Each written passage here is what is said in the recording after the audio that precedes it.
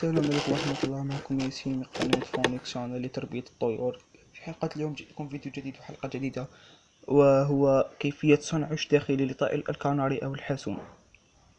لصنع هذا العش الداخلي نأخذ قطعة قماش أو مشافة، كما نقول مشافة. نعم، ها هي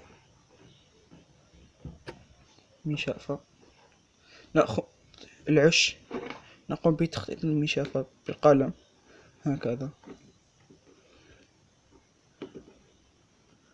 ونقصها لنتحصل على هذا الشكل.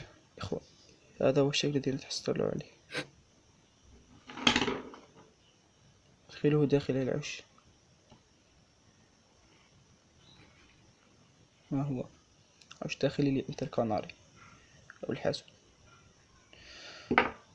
ونعطيها الخيوط لتبني العش. ويمكننا صنع عش آخر بالكرتون، وهو كالتالي: أخذ قطعة كرتون قطعها أكثر بقليل من العش، انظروا إنها أكبر من العش.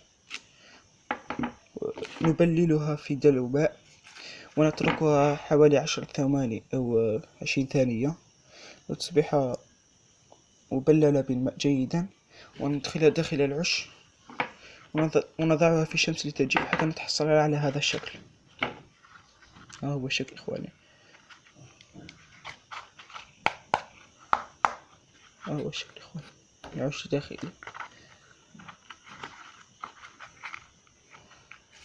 الخيوط. السلام عليكم ورحمة الله.